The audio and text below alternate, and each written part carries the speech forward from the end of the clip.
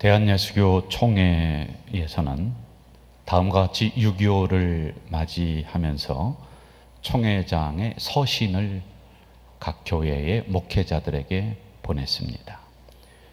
그 내용을 간추리면은 아래와 같습니다.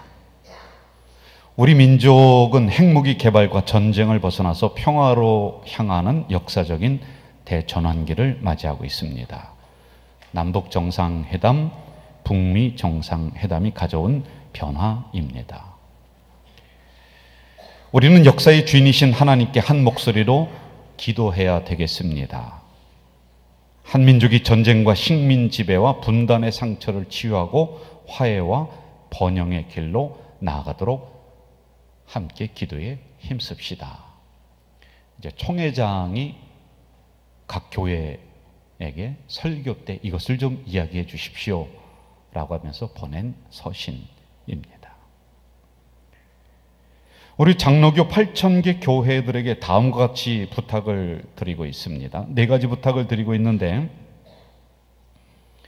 휴전협정 65주년을 맞이하는 올해가 한반도에 영구적인 평화를 가져오는 원년이 되도록 한국교회가 지혜와 힘을 모아달라는 부탁. 그리고 두 번째는 북한 선교의 기반을 조성하고 선교 역량을 강화하는 일에 힘쓰자라고 하는 부탁.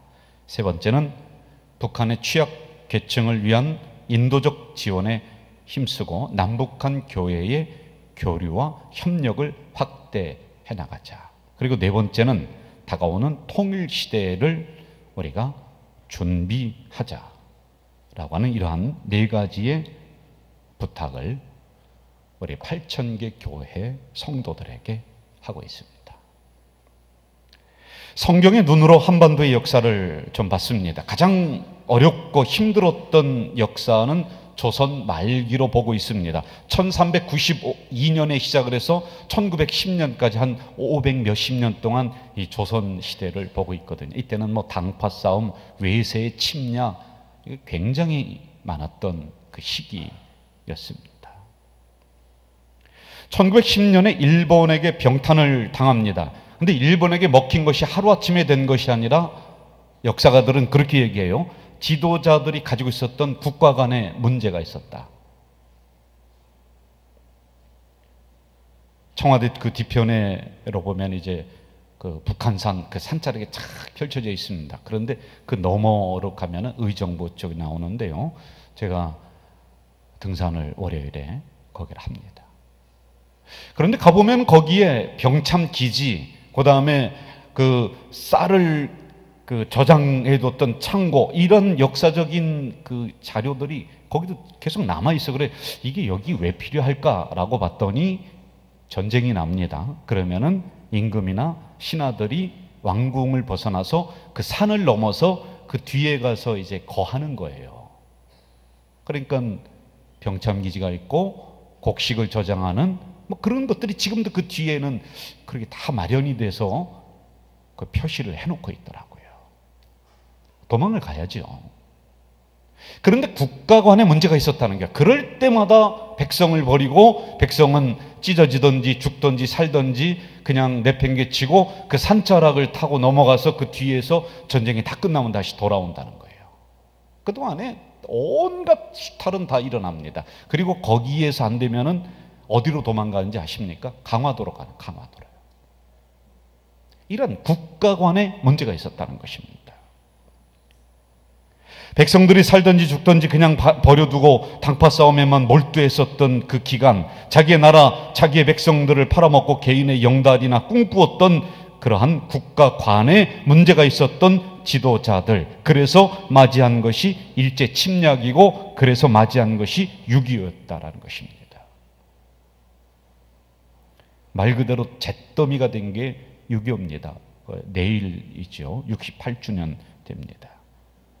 지금은 세계에서 유일한 분단 국가가 바로 한반도입니다. 그런 가운데서 우리나라가 이만큼 성장하고 그래도 주인공이 될 수 있었던 것은, 첫째는 우리나라 국민들의 근면 정신에서 찾고 있습니다. 두 번째는 나라를 생각하는 애국 정신이 여러분과 제가 있었다는 것입니다. 그 정신만 있었던 것이 아니라 그 밑에는 하나님이 이 나라를 보호해 주신, 하나님이 이 나라를 붙잡고 있는 그게 있었다는 거죠. 목사는 이것으로 보여야 되지 않아요? 제가요? 장로교 교단 최기학 총회장은 다음과 같이 당부를 하면서 그 서신을 마무리하고 있습니다. 성도 여러분, 한국교회는 계속해서 한반도의 평화와 통일을 위해 기도하며 통일 역량을 강화해 나가야 되겠습니다. 이렇게 편지를 마감을 하고 있습니다. 본문에 나오는 히스기야 왕은 다음과 같이 나라를 바르게 세우고 있습니다. 그때 당시에 가장 뿌리가 깊었던 적폐가 뭐냐 하면은 쌓이고 쌓인 적폐, 우상숭배. 여러분, 이게 말이 됩니까? 아니, 하나님을 믿기로 작정했던 이스라엘 나라에도 하나님이 있는 자리에 다른 게 올라와 있는 거예요. 우상을 숭배하는. 이게요, 수도 없는 왕들이 이걸 뿌리를 못 뽑습니다. 이걸 못 고쳐요. 참 희한해요. 그런데 히스기야는 도저히 죄송하고 미안해서 더 이상 이거를 어떻게 할 수가 없습니다. 오랫동안 쌓여 있었던 이 적폐, 이 우상 숭배를 치워버리는 거예요. 왜? 하나님에게 더 이상 송구스러워서 있을 수가 없는 거예요. 그런데 그 앞에 있었던 수많은 왕들은 이걸 손을 못 댄 거예요. 히스기야는 이 적폐를 청산합니다. 그동안 태만과 게으름으로 예배가 무너졌던 백성들의 신앙을 다시 회복시킵니다. 성전이 무너진 것 그대로 다 뒀습니다. 그러나 그것을 다시 수리합니다. 제사장들의 권위가 땅에 떨어져 있습니다. 제사장들의 복장을 다시 입히고 그들의 권위를 인정하고 제단에 바르게 세웁니다. 그리고 정치를 부패로부터 분리시키기를 시작을 합니다. 이때 당시에 문화가 그랬습니다. 관리들의 부정부패, 이거 청산해 나가요. 말 그대로 돈 받지 않고 나라를 다스리는 그런 나라로 지금 히스기야 왕이 만들어가고 있는 거예요. 그런데 참으로 위대한 왕이라고 할 수 있는 것은 그는 가장 먼저 자기로부터 그리고 주변에 있는 자기의 측근들로부터 이걸 뿌리 뽑는 거예요. 백성들은 깨끗해요. 자기의 살을 도려내는 것입니다. 말 그대로 적폐를 청산하고 나라를 광정하는 것입니다. 적폐가 충족이 되려면 세 가지가 있어야 되죠. 첫째는 올바르지 못함이니 불정당성, 그리고 이게 계속 지속됐으니 지속성, 이걸 알면서도 오랫동안 그렇게 굳어져 왔으니 의도성. 그래서 적폐는 말 그대로 오랫동안 쌓이고 쌓인 부패, 비리, 패단, 이게 적폐입니다. 한번 제대로 된 나라를 세워보자는 원대한 뜻을 펼칩니다. 그래서 성경 역사가들은 히스기야 왕을 이렇게 평가를 합니다. 적폐를 청산했던 왕이다. 그리고 나라를 바르게 광정했던 왕이다. 이렇게 평가를 내리고 있습니다. 유교 68주년 되는 이즈음 우리나라를 돌아봅시다. 애국가 1절 동해물과 백두산이 마르고 닳도록 하나님이 보호하사 우리나라 만세. 하나님이 보호하사. 진짜로 하나님께서 이 나라를 지켜주시고 하나님이 함께 했었던 나라라고 하는 것입니다. 국가를 운영하는 주체자들은 이러한 적폐 찾아서 뿌리를 뽑아야 되는데 자기들이 그 적폐의 중심에 들어있는 것입니다. 국가에 나갈 방향과 시정을 정해야 되는데도 불구하고 책임질 사람이 하나도 없습니다. 자기의 통렬한 반성으로부터 이게 뿌리 뽑혀야 되는데 거기로부터 출발해야 되는데 나 빼고 자기를 예외로 놓고, 그래서 여러분 결국에 제가 목사가 관점으로 볼 때는 하나님이 보호하사 이렇게 된 거예요. 국가를 바치고 있는 원칙 아주 간단합니다. 여러분, 국방의 의무, 이거 우리가 의무입니다. 벤 플란트, 죄송합니다. 자꾸 안경을 제가 끼야 됩니다. 요즘 안 보여서요. 벤플란트라는 장군이 있습니다.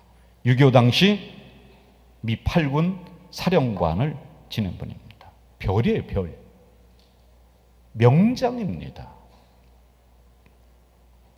6.25를 딱 보니까 자기들이 승산이 없습니다. 그러니까 본부를 어디로 옮기느냐? 동경으로 옮기자. 왜냐하면 살해야 되거든요, 그 수장들은. 그러니까 이 장군이 있다 뭐라고 하냐? 아니다. 가려면 너희들이 나가라. 나는 여기에서 내가 본부를 차리고 전쟁을 지휘하겠다. 끝까지 함께합니다. 그랬더니 그 아들이 6.25를 지원을 하는 거예요. 자원에서 입대를 해버립니다. 별 달린 아들이요. 그랬더니 1952년 4월 4일에 북한의 해주 부근에서 그 아들이 비행기를 몰고서 가다가 폭탄에 맞아서 떨어집니다. 일정 기간을 구출작전을 핍니다. 누구든지 똑같이 펴요. 병사가 그렇게 떨어졌던 일주일이면 일주일. 그런데 장군의 아들이니까 끝까지 찾아야죠. 그런데 이 벤플란트 장군은 아니다. 일반 병사와 똑같이 구출작전 피고 못 찾으면 끝이다. 그만하게 해요. 특별의식이 없습니다, 여러분. 한국 전쟁에서 미군 장성, 이 별 달린 그 사람들의 아들이 142명이 이쪽으로 참전했습니다. 월턴 워커 사령관은 아들과 함께 참전했다가 같이 죽습니다. 수도 없는 장성의 아들이 6.25 사변에 죽는 거예요. 참 죄송합니다. 우리나라 이러한 지도급에 있는 사람들의 자녀가 그렇게 앞장서서 죽었다라고 하는 게 많이 들려지지는 않습니다. 제가 볼 때는 어디로 빼돌리면 빼돌렸지. 그래서 6.25 사변 때 총알이 날라올 때 이 병장들이, 군인들이 어떻게 죽었느냐 하면은 빽이 없다고 그래서 빽하고 죽었다는 거예요. 슬픈 거예요. 여러분, 피도 섞이지 않았습니다. 언어도 다릅니다. 피부색도 다릅니다. 그런데 이 대한민국과 그 어떤 관계도 없는 그들이 이국 땅에서 죽어간다. 어쩌면 이 나라 핏줄을 받아 태어난 우리의 지도자들, 여기부터 뽑아내야지, 여기부터 고쳐야지 이 나라가 모처럼 맞이한 이 평화적 무드, 복음으로 통일, 평화로 통일돼도 문제예요. 이거 고쳐야 되지 않습니까? 두 번째, 납세 의무. 이번에 6.13 지방선거 후보자들이 9,249명. 그런데 3,554명이 전과자입니다. 전과 기록이 있는 거예요. 당연히 내야 할 세금 체납자가 85명. 여러분, 국가에서 봉사한다고 하면서 어떻게 1년에 재산이 10수억이 늘어날 수가 있습니까? 아무리 해도 안 되는 거예요. 계산해도요. 진정한 리더자의 모습이 아니에요. 우리는 그동안 쌓였던 적폐가 세금 낼 돈이 없어서 자살하는 나라로, 한 달 반값이 없어서 자녀들과 함께 죽는 그런 나라로 만들어버렸습니다. 여기부터 청산하지 않고, 이걸 뽑아내지 않고 통일이 된들 또 옛날로 또 들어갑니다. 부정부패. 국가 청렴도를 조사하는 기관이 있어요. 세계의 모든 나라가 어느 정도로 깨끗하냐, 관과 연결돼 있어. 근데 죄송한데 우리나라요, 하위야, 최하위. 뒤로 다 빼돌려 먹는다. 그렇다면 여러분, 교회의 적폐는 없습니까? 기독공무라고 하는 그 신문에서 한국교회의 적폐 8가지를 말하고 있는데, 몇 가지 소개하면은 부끄러워서요. 자녀에게 대물림하는 세습, 일부 목회자들 너무 많이 가졌고, 대접만 받으려고 하고, 자리 다툼하고, 지역사회와 교회가 단절이 됐다. 이게 우리의 적폐예요. 여러분, 저는 목사로서 모든 정치인들이 정말로 하나님 두려운 줄 알고 모든 교회가 하나님이 지금 두는 똑바로 뜨고 바라보고 있다는 것을 알고 우리가 두려움에 떨어야 되는 거예요.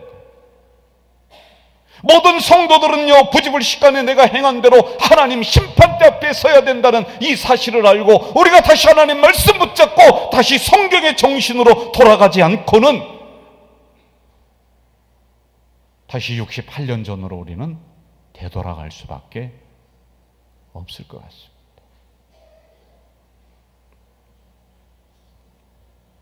다시 성경으로 돌아가 봅시다. 히스기야가 두 가지의 큰 어려움에 직면합니다. 그는 나라를 바르게 세워나가려고 열심히 노력하는 그 가운데에 첫째, 적들이 쳐들어오는 전쟁을 겪습니다. 저는 전쟁을 겪어보지 않은 세대예요. 근데 어르신들의 얘기 들으면요, 이기나 지나 다 죽는다는 거예요. 다 초토화라는 거예요. 또 하나의 어려움은 자기가 죽을 병에 걸린 거예요. 외부적으로 내부적으로 문제가 탁 부닥칩니다. 여러분, 자기 몸이 아프면 모든 게 귀찮아집니다. 먹는 거, 구경하는 거, 자식들 다 귀찮은 거예요.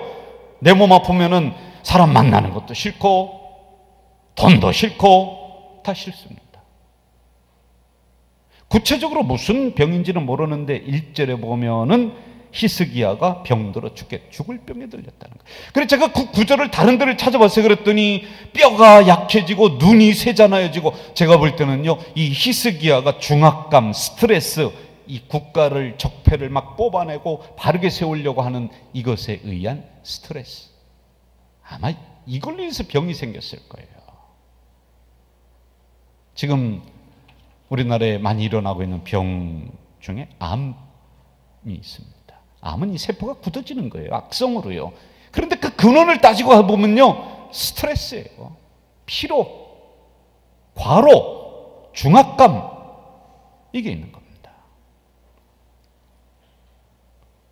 그는 이런 상황을 맞이하면서 한 가지 크게 깨달은 것이 있습니다. 본문 16절 제가 봉독해 드립니다. 주여, 사람이 사는 것이 이에 있고 내 심령의 생명도 온전히 거기에 있사오니. 이것을 다시 쉬운 성경으로 풀어보니까 사는 것도 죽는 것도 내 뜻대로 되는 게 아니구나, 이 뜻이에요. 죽음에 임박한 사람들 이야기를 들어보면 되게 진실이에요. 거짓이 없습니다. 그런데 이래도 안 되고 저래도 안 되면은 사람이 두 가지의 선택을 한답니다. 하나는요, 인생을 비관하는 거예요. 그리고 그렇게 끝나버리는 거예요.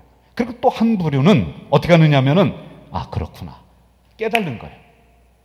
야, 이게 내 힘으로 되는 게 아니구나, 이걸 느낀다는 거예요. 여러분, 저 미국이라고 하는 나라가 의술적으로 얼마나 발달이 됐습니까? 이런 말할 수 없습니다. 그런데 그 나라에서는 정규적으로, 정식적으로 영적인 케어, 그러니까 목사들이 가서 그 영적으로 기도해주고 케어하는 것을 하나의 그 의학의 그 정식적인 그 루트로 넣고 있다니까요. 그 나라는요, 의료 일지를 쓴다고 합니다. 근데 제가 들은 얘기예요. 그 의료 일지에 보면은 밑에 God only know, 오직 하나님만이 아신다는 거예요. 그 왜 그러냐면 그 근거를 따져보니까 가시 찔려서 들어왔습니다. 이거 별거 아무것도 아니에요. 그냥 빨간 약 한번 발라서 치료하면 될 것 같은데, 아니, 한 달이 지났는데 이게 점점 썩어서 죽더라는 거예요. 만신창이가 돼서 들어왔는데 한 달 지나니까 살아나가더라는 거예요. 그래서 God only know, 오직 하나님만 아신다는 거예요. 히스기야는 16절에 사는 것이 있고 생명도 온전히 거기에 있다, 살고 죽는 것이 내 손에 있는 것이 아니다, 하나님께 있다는 것입니다. 이것을 깨달아 나가고 있습니다. 그래서 그는 17절에 다음과 같이 고백을 합니다. 보옵소서, 내게 큰 고통을 더하신 것은 내게 평안을 주려 하십니다. 여러분, 적어도 믿음의 사람이라면은 자기에게 닥친 고난, 환난을 이 정도로는 평가하고 결론 내려야 되잖아요. 무슨 운명이다, 사주팔자다, 이것으로 우리를 몰고 가는 것이 아니라, 그렇구나, 하나님이 나에게 고통을 주신 것은, 나에게 어려움을 주신 것은 나에게 평안을 주시기 위한, 나에게 축복을 주시기 위한, 뭐 이 정도의 결론을 우리가 가야 되잖아요.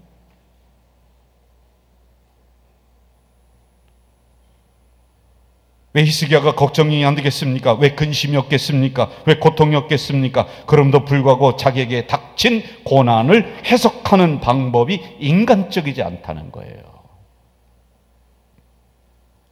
주변 국가들이 쳐들어와서 나라를 어렵게 하죠. 거기다가 자기의 몸은 죽을 병에 걸려 있습니다. 이 정도 되니까 딱 하고 깨달은 게 있습니다. 이것은 인간의 힘으로 안 되는구나.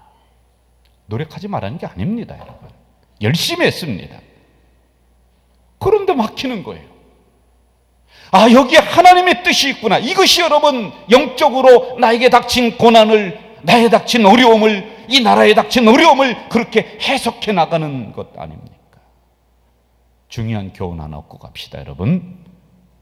전쟁이 나건 내가 죽을 병에 걸리건 또한 가정에 문제가 발생을 했건 기업에 어려움이 왔건 그 모든 것들이 결국에는 하나님이 나를 유익하게 만드는 과정이에요. 여러분, 이거를 우리는 놓치면 안 됩니다.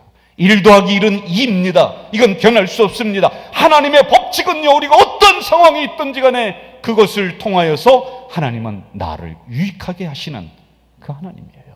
변하지 않습니다. 그럼 문제는 뭐냐? 그 중간에 서 있는 나, 여러분이에요. 히스기야처럼 나라를 바르게 세우는 것이 하나님의 뜻이다. 열심히 했습니다. 그런데 중간에 탁 막히니까 아, 이제 하나님에게 내가 운전대를 맡겨야 되겠구나, 넘겨야 되겠구나, 이렇게 할 것이냐, 아니면은 내가 근심 걱정하며 끝까지 이것을 인본주의적 사고로 붙잡고 갈 것이냐라고 하는 중간에 서 있는 나예요. 어떻게 할 거냐는 겁니다. 요즘 유행하는 단어가 운전자론, 뭐 정치권에서 나오는 얘기인데, 대한민국이 세계의 운전대를 붙잡았다는 거예요. 그 옆에 뭐 트럼프도 태우고, 저 일본에 누굽니까? 누구도 태우고, 옆에 다 태우고, 우리가 운전대를 붙잡고 그렇게 열심히 나간, 아, 참 기분 좋은 뭐 이야기입니다. 그런데 여러분, 67, 8년 전을 생각해 보세요. 뼈만 남았던 민족이죠. 군인, 경찰, 유엔군 희생자 43만 명, 민간인 희생자 99만 2천 명, 그뿐 아닙니다. 미망인 20만 명, 10만 명의 전쟁 고아. 그래서 전쟁은 죽음의 향연이다. 전쟁은 또 다른 고통과 상처를 우리에게 준다. 그때입니다. 여기 그 참전하셨던 전쟁의 세대도 있습니다. 어르신들이요. 그런데 여러분, 중간은 생략하더라도 68년이 지난 지금 우리나라가 어떻게 되었냐는 거예요. 세계 모든 경제학자들이 이렇게 얘기합니다. 저 아프리카에 있는 가나, 그리고 그 나라들과 우리를 비교하면서 1960년대에는 그 나라가 더 낫다는 거예요. 우리나라보다요. 그런데 지금은요, 턱도 없습니다. 우리는 경제 10위권 안에 들어와 있는 거예요. 여러분, 저도 64년생입니다. 제가. 그런데 64년 그 이후에는 생각이 안 난다면 70년대 뭐 그때쯤 여러분 생각해 보세요. 우리가 어떻게 살았습니까? 이가 우글우글 거렸어요. 여러분, 이 잡는 재미가 얼마나 있는지 아세요? 그 딱 하는 그때 스트레스 해소하는, 그렇게 살았던 우리예요. 누런 코 빨아먹는, 그게. 그런데 68년이 지난 지금은요, 지구상에서 가장 발전의 모델을 이룬 나라가 바로 한국이다라고 경제학자들이 이렇게 인정을 하는 거예요. 다른 저 유럽의 선진국들이 300년 동안 이루지 못했던 것을 30년 만에 이룬 나라다. 대단한 겁니다, 여러분. 그래서 한국은 스스로 자부심을 가지라고 이야기합니다. 이게 운전자론이에요. 여러분, 이런 상황에서 대통령에게만, 정치인들에게만 운전 똑바로 하십시오, 그렇게 말해서는 안 됩니다. 이 나라를 하나님에게 맡기지만 우리가 운전 똑바로 해야 되고요, 교회를 보며 담임 목사에게 운전 똑바로 하십시오 라고만 얘기해서는 안 됩니다. 여러분도 정신 똑바로 차리고 같이 운전 똑바로 해야 되는 거예요. 다시 성경으로 가봅시다. 히스기야는 국가를 세웠습니다. 그 안에 적폐를 청산하다가 큰 문제에 봉착을 하게 됩니다. 그 다음에 하나님에게 맡기면서 나가죠. 여전히 그때도 병이 있습니다. 여전히 그때도 전쟁이 일어나고 있었습니다. 상황은 좋지 않지만은 마음을 바꾸고 생각을 바꾸고 신앙을 바꾸는 거예요. 열심히 노력했습니다. 그런데 결과는 하나님에게 달려있다. 이거 아닙니까? 안 된다고 울고불고 그러다가 하나님 떠나는 그런 초보적인 신앙에서 이제는 벗어나서 고난이 여전히 있지만은, 여전히 전쟁이 있지만, 여전히 어렵지만은 그것을 바라볼 줄 알고, 그것을 해석할 줄 알고, 그것을 처신할 줄 알고, 그것을 이겨나갈 줄 아는 좀 성숙된 신앙으로 나가야 될 것 아니에요?